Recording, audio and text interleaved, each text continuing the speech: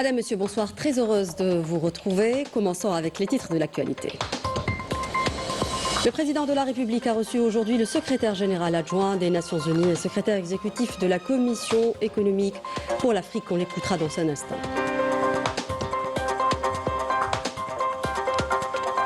On revient dans ce journal sur les tensions entre Alger et Paris, une crise exacerbée par les médias français, notamment France Télévisions, qui s'attaque à l'Algérie en relayant des informations biaisées.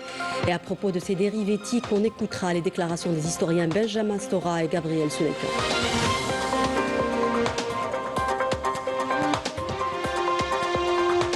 En France, plusieurs milliers de personnes ont défilé à Paris pour soutenir la famille d'El Hassan Diarra, ce Mauritanien mort en garde à vue dans la nuit du 14 au 15 janvier, l'occasion de dénoncer les violences policières.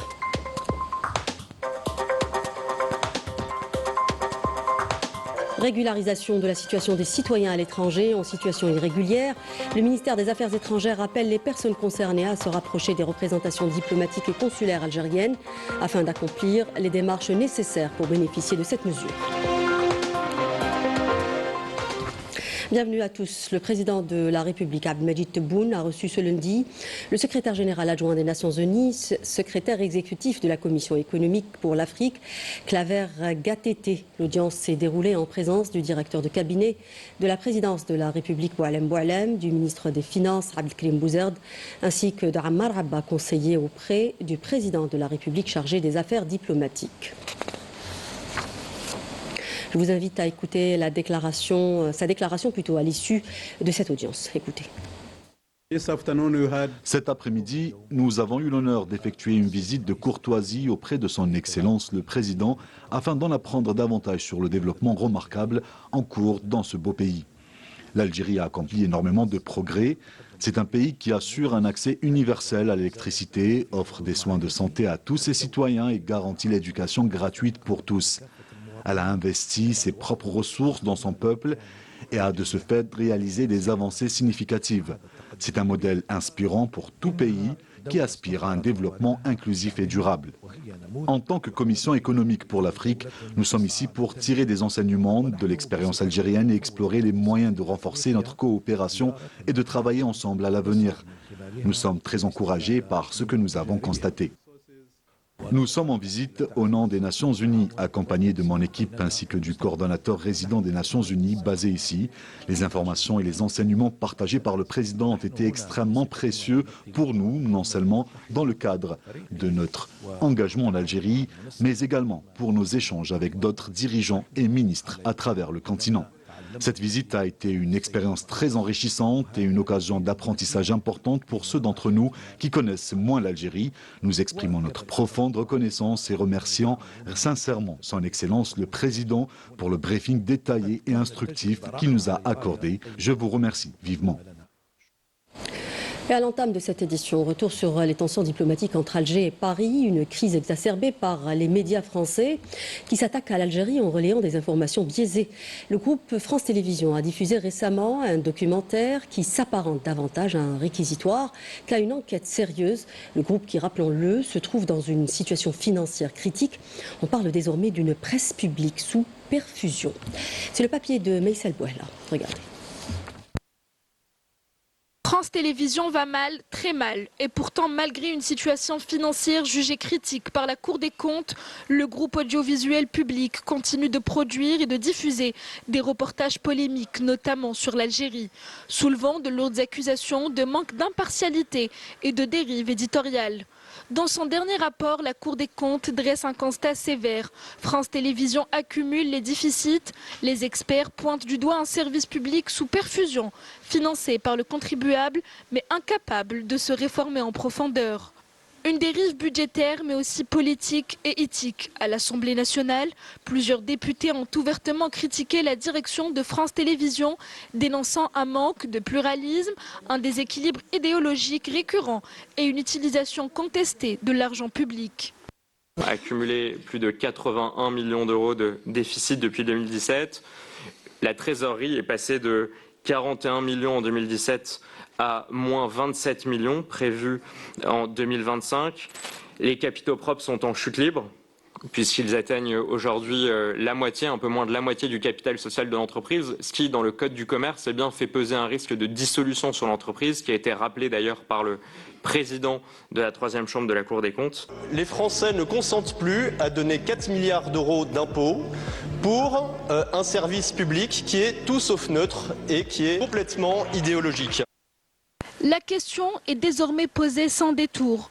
Comment un groupe en déficit chronique peut-il se permettre des choix éditoriaux aussi clivants sans véritable contrôle démocratique ? C'est là qu'intervient l'Algérie. À chaque crise sociale, identitaire ou politique en France, une partie des médias français braque soudainement ses projecteurs sur Alger. Dernier exemple en date, un numéro de complément d'enquête dénoncé comme une pseudo-enquête reposant sur des témoignages orientés, des images sorties de leur contexte et l'absence flagrante de voix algériennes crédibles. Je vous avoue que je suis choqué. Je suis très choqué par ce que je viens de voir. J'ai regardé le replay de complément d'enquête qui est passé sur la 2, France-Algérie, une guerre, une autre guerre. Je suis choqué pourquoi ? Parce que ce reportage a mis en avant quoi ? Des personnes qui n'aiment pas l'Algérie, des personnes qui dénigrent, qui attaquent, qui passent leur temps du matin au soir à s'attaquer frontalement à l'Algérie, mais aussi au peuple algérien. Un traitement biaisé qui s'inscrit dans une logique éditoriale répétitive où l'Algérie devient un objet de politique intérieure française. Un écran de fumée commode pour détourner l'attention des Français de leurs propres difficultés. Ce narratif anxiogène prospère dans un contexte marqué par la montée de l'extrême droite et la banalisation des discours xénophobes. France Télévisions est aujourd'hui l'illustration parfaite d'un service public fragilisé, contesté et en déficit de crédibilité. À force de brouiller l'information avec l'idéologie et l'enquête avec le ressentiment, le groupe public français contribue à ce qu'il prétend combattre, la défiance, le soupçon et l'effondrement de la confiance en la parole médiatique. Et justement, sur cette question de dérive éthique au niveau des médias français, l'historien Benjamin Stora a refuté le traitement d'informations par France Télévisions, notamment le montage de ses déclarations. Je vous invite à l'écouter. Et d'ailleurs, il y a des images pendant mon entretien avec eux, avec les journalistes de complément d'enquête, qui avaient été filmées. Crainte qu'elle ait été filmée. Moi, j'ai expliqué dans ce long entretien qui a duré presque 1h30 avec eux, ce qu'avait été l'histoire de la conquête coloniale et qui était à l'origine des mémoires douloureuses, des mémoires blessées, des mémoires difficiles qui existent entre la France et l'Algérie. En fait, lorsqu'ils m'ont demandé d'être interrogé, c'était pour parler des rapports difficiles de mémoire entre la France et l'Algérie. C'était sur cette question-là que j'ai accepté et que j'ai proposé qu'on aille au musée de l'Homme où sont déposés par conséquent ces crins. Et donc j'ai été extrêmement surpris, à mon retour d'Algérie d'ailleurs, puisque j'étais en Algérie la semaine dernière, de voir qu'en fait ils avaient gardé quelques secondes seulement de ce très long entretien, 2 phrases, en tout et pour tout, de tout ce que j'avais pu enregistrer avec eux et qui n'avait aucun rapport avec ce que j'avais dit. Ce genre de procédé affaiblit le débat démocratique. Vous savez, moi je pense qu'il y a des journalistes d'un côté, des chaînes de l'autre. Il y a en ce moment en France, c'est une bataille à l'intérieur du monde journalistique pour essayer de faire respecter les types de journalistes. Je ne suis pas au courant de ce qui s'est passé à l'intérieur de ce qui s'est passé à l'intérieur de l'équipe journalistique. Je ne sais pas. Moi, je n'ai pu voir que le résultat. Disons le résultat de cette émission qui fait la part belle, malheureusement, disons, aux influenceurs, au détriment du travail historique sérieux qui aurait dû être le cas. Et on a laissé 10 secondes d'antenne et on a laissé des très longues minutes à des gens qui, naturellement, n'ont rien à voir avec toute cette histoire et qui ne connaissent rien d'ailleurs à cette histoire algérienne. Donc, effectivement, c'est un manquement effectivement d'éthique sur le plan du travail journalistique, bien entendu. Et toujours dans le même sillage, vous pourrez suivre après notre journal l'interview de l'historien Gabriel Souleika, qui dénonce cette pratique ayant été lui-même victime de censure. Un entretien réalisé par Samia Bachar. Je vous invite à écouter cet extrait. Et je crois qu'au-delà de cela, ce qui a surtout dérangé les médias français, parce qu'ils ont quand même fait une émission d'à peu près 1 heure pour dire que lorsque je disais 1,5 million de Chouhada pendant la grande guerre de libération nationale, c'était faux selon eux, et que mes chiffres étaient faux, et que c'était à peine 200 000. Ouais. Et vous savez, c'est problématique quand on dit à peine lorsqu'on parle de femmes, d'hommes, d'enfants, civils, des combattants. Même 200 000, c'est un chiffre énorme. Mais ils sont vraiment dérangés par le fait que, librement, je le dis devant des caméras, 1,5 million de morts de 1954 à 1962. Ça, ils ne veulent pas en entendre parler, parce que ça les renvoie à ce qu'ils ont fait, ça les renvoie aux crimes coloniaux, et ça les renvoie à leur responsabilité vis-à-vis même de la place que la France veut avoir en disant « nous sommes le pays des droits de l'homme, nous sommes un pays de la liberté d'expression ». Mais en fait, tout cela est une chimère, puisque regardez les attaques que je subis, alors que je ne fais que dire la vérité. Et nous vous proposons également de suivre un décryptage de la campagne lancée par les médias français contre l'Algérie à travers l'émission Vision, qui passera à 21h sur Canal Algérie. On est contre la police qui nous tue, c'est le slogan brandi par plusieurs milliers de personnes qui ont défilé à Paris pour soutenir la famille d'Al-Hassan Diarra, ce Mauritanien mort en garde à vue dans la nuit du 14 au 15 janvier. Une semaine après un premier rassemblement, une foule de visages endeuillés s'est réunie au pied du foyer de travailleurs migrants pour dénoncer l'assassinat du jeune Mauritanien par la police française. C'est le compte-rendu de Afaf Blouchet. Regarde. Les images sont brutes, un homme maintenu au sol, des cris, une phrase répétée, « j'étouffe, j'étouffe ». Des images d'une interpellation violente filmées par des témoins devenus virales. Cet homme, c'est Al-Hassan, ressortissant mauritanien. Il meurt quelques heures plus tard, en garde à vue, dans un commissariat parisien. Justice pour tout le monde et stop au racisme et violence policière. Aujourd'hui, quelques jours après les faits, ils sont plusieurs centaines à se rassembler, familles, proches, soutien. Ils réclament justice sans illusion, mais par devoir. Et ici en France, justice, on n'y croit pas. Donc, mais quand même, on est là parce qu'on est de la famille et c'est notre devoir d'être là. Les images de l'interpellation nourrissent la colère, coups portés, immobilisation au sol, des scènes qui relancent un débat ancien, celui de la violence policière. Sur le plan judiciaire, le parquet de Paris a ouvert une information pour violence volontaire ayant entraîné la mort. Le dossier évoque une défaillance cardio-circulatoire associée à plusieurs lésions, dont une fracture du cartilage thyroïdien, des éléments qui, pour les manifestants, alimentent les soupçons, une position officielle qui ne convainc pas. Aujourd'hui, nous sommes là pour demander la justice, parce que l'autopsie a montré que le décès est arrivé suite à une violence. Et la violence, nous, on a vu sur les vidéos. Nous sommes en colère parce qu'on n'accepte pas que l'une de notre ou l'un de nous se fasse tuer à cause de sa couleur de peau ou à cause de sa religion. C'est pas possible pour nous. Si on vit dans un pays, soi-disant un pays des droits de l'homme, avec ou sans papier, nous avons droit de vivre. Au-delà de ce cas, la question dépasse ce seul dossier en France. Dernièrement, le comité anti-torture du Conseil de l'Europe a alerté sur des allégations de violence et des techniques d'immobilisation à risque. De même que le comité des droits de l'homme de l'ONU s'est dit préoccupé par le nombre de cas rapportés d'usage excessif de force.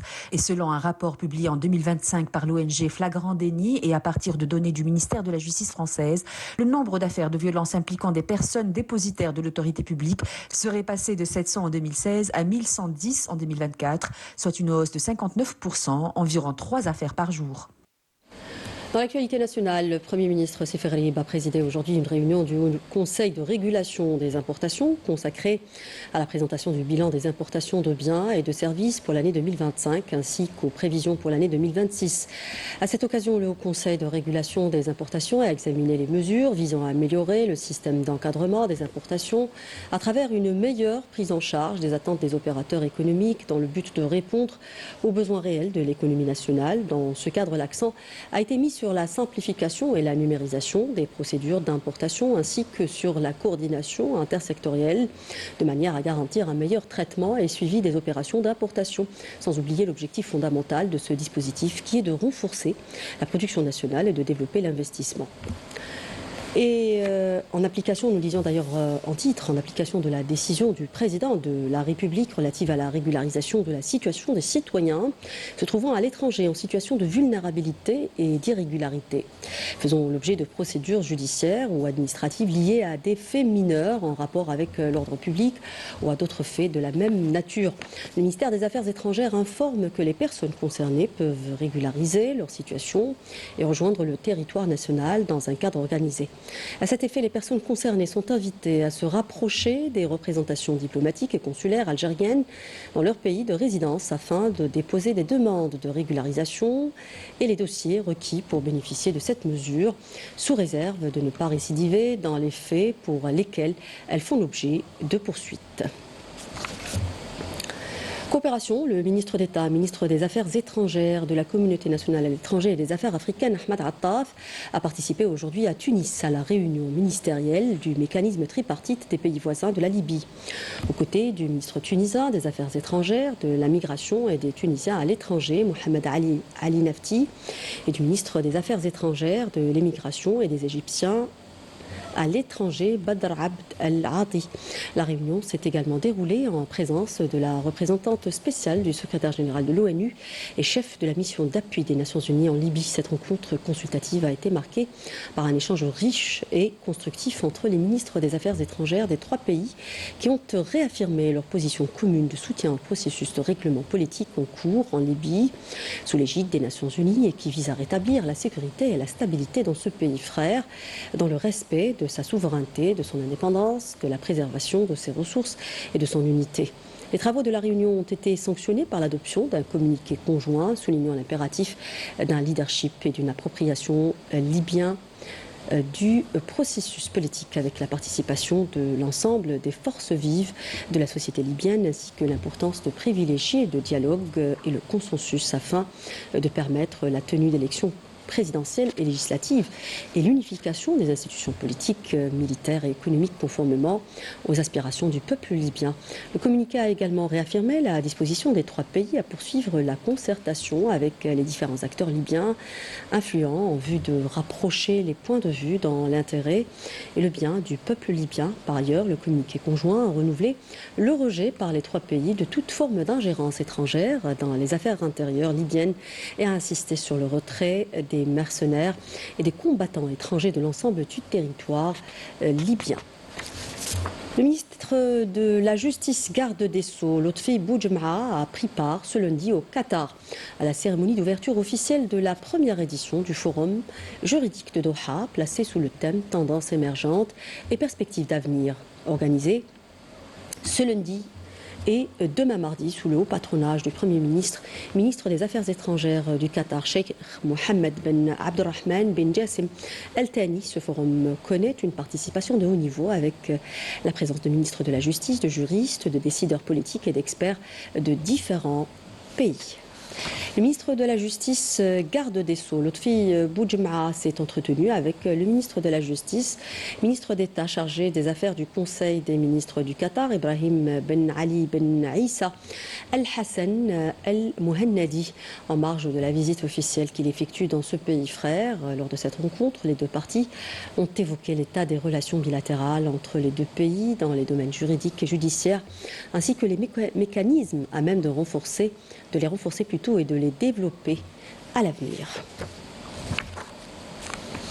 Le ministre d'État, ministre des Hydrocarbures et des Mines, Mohamed Arkab, a été reçu aujourd'hui à Niamey par le Premier ministre, ministre de l'Économie et des Finances de la République du Niger, Ali Mohamed Lamine Zein, avec lequel il a examiné les possibilités de renforcement de la coopération bilatérale dans les domaines des hydrocarbures et des mines, notamment dans l'industrie pétrolière et gazière. À cette occasion, les deux parties ont passé en revue les récentes activités de Sonatrach dans le cadre de son projet de recherche et d'exploration au niveau du champ pétrolier du bloc Kafra au nord du Niger, ainsi que les moyens de renforcer la coordination, notamment entre le groupe public Sonatrach et la Société nigérienne du pétrole. Évoquant le projet de gazoduc transsaharien, les deux parties ont souligné l'importance stratégique de ce projet au niveau régional, africain et international, mettant en avant son rôle majeur dans le soutien au développement socio-économique dans les pays traversés par le gazoduc. Le ministre d'État, ministre des Hydrocarbures et des Mines, Mohamed Arkab, s'est également entretenu à Niamey avec le ministre nigérien algérien du pétrole, Hamadou Tini. Le décret présidentiel portant création, mission, organisation et fonctionnement du Centre national de l'autisme vient d'être publié dans le journal officiel. La création de ce centre traduit l'intérêt accordé par le président de la République à cette catégorie de la société. Le président de la République avait donné, rappelons-le, des instructions en vue de renforcer la prise en charge et le suivi des personnes atteintes du trouble autistique pour les missions conférées à ce centre. Il s'agit entre autres de l'élaboration des programmes et des méthodes relatifs à la prise en charge des personnes atteintes d'autisme à l'échelle nationale, notamment en matière de diagnostic, de dépistage précoce, tout en assurant l'accompagnement de ces personnes atteintes de ce trouble autistique. Parlons à présent agriculture avec le développement de la filière de l'arganier. En Algérie, un programme national vise à étendre plutôt cette culture endémique, soutenir l'économie agricole et lutter contre la désertification. Des plans sont produits chaque année pour renforcer le reboisement dans plusieurs régions du pays avec un suivi rigoureux assuré par des experts algériens. C'est ce que nous dit Sami Derli dans ce reportage. Regardez. Implantée à Rouiba, cette pépinière s'est lancée dans la production de plants d'arganier, une filière qui connaît une expansion stratégique majeure, portée par un programme national visant à diversifier l'économie agricole, créer une ligne verte contre la désertification et réhabiliter cet espace endémique du sud-ouest. Rien que pour cette année, près de 300 000 plants ont été produits par la pépinière, et ce, dans le cadre d'un programme présent à travers plusieurs pôles de développement, notamment à Boussaada, Msila, Tlemcen et Saïda.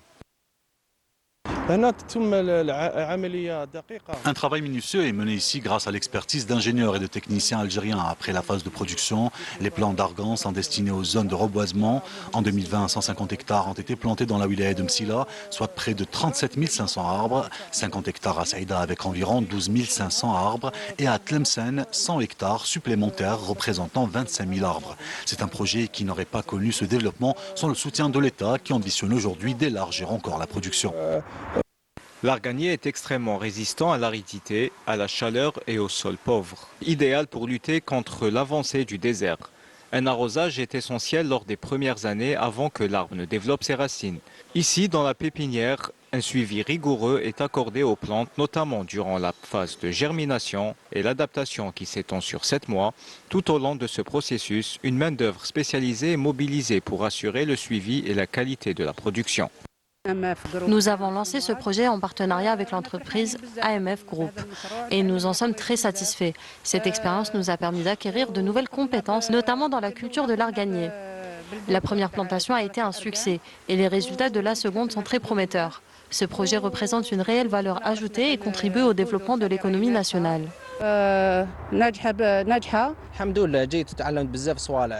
Grâce à ce projet, nous avons beaucoup appris sur l'arganier, les techniques de plantation, de germination, l'irrigation et l'entretien. Ce sont des projets essentiels pour nous car ils nous permettent d'apprendre et de nous développer. Avant, je ne travaillais pas, mais aujourd'hui, grâce à ce projet, nous avons tous un emploi. Pour la campagne 2024-2026, l'objectif est de planter près de 200 000 arganiers couvrant une superficie d'environ 1000 hectares. L'arganier commence à donner ses premiers fruits environ 5 ans après la plantation. À maturité, il peut produire de 10 à 30 kg de fruits par an, dont la noix est triturée pour en extraire une huile très précieuse, l'une des plus chères au monde. L'Algérie table beaucoup sur cette culture. Un plan ambitieux de développement lui est consacré d'ici 2040, visant à faire de l'arganier un levier économique et écologique en structurant la filière de la production à la commercialisation.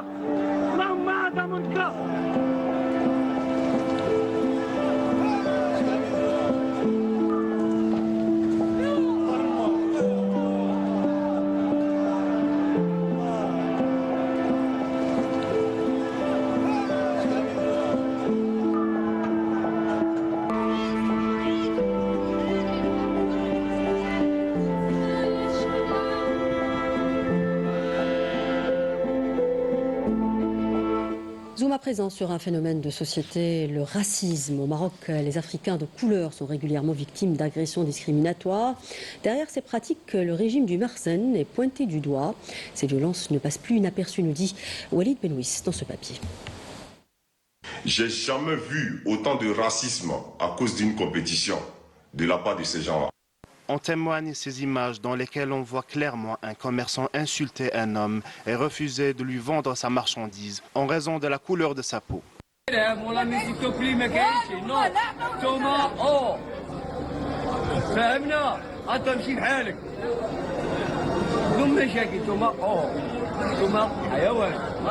Des scènes comme celle-ci se sont produites de manière répétée dans plusieurs villes marocaines durant la dernière CAN, ciblant des Sénégalais mais aussi des migrants subsahariens, des faits largement relayés sur les réseaux sociaux. Ils nous voient tous en Sénégalais. Moi, mon cher, pour tout mon maillot de Côte d'Ivoire. Alors, au travail lundi, là, j'ai mon maillot. Voilà, je ne suis pas sénégalaise, mais ici ivoirienne. Parce que les taxis refusent de prendre les blacks.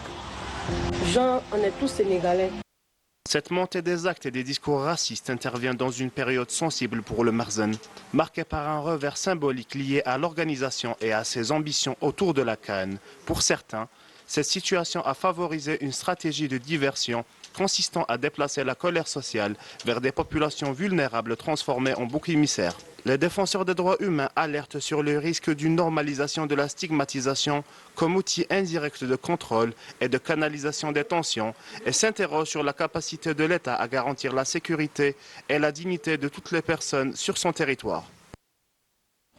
Fin de ce journal, merci de l'avoir suivi. Au nom de la rédaction qui l'a préparé, je vous retrouve demain à 19h. Excellente suite des programmes sur notre chaîne. Au revoir.